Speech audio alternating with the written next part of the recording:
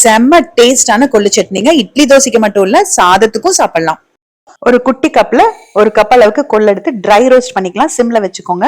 நல்லா பிரவுன் ஆனதுமே தனியா எடுத்து வச்சிருங்க. இந்த வறுத்த கொள்ளை சும்மாவே சாப்பிடலாங்க. ஆறுனதுக்கு அப்புறமா சாப்பிட்டு பாருங்க, சூப்பரா இருக்கும். கடாயில ஒரு ஸ்பூன் எண்ணெய் ஊத்திட்டு ஒரு 5-6 சின்ன வெங்காயம், நான் குட்டி குட்டியா இருக்கனால கொஞ்சம் அதிகமா சேர்த்திருக்கேன்.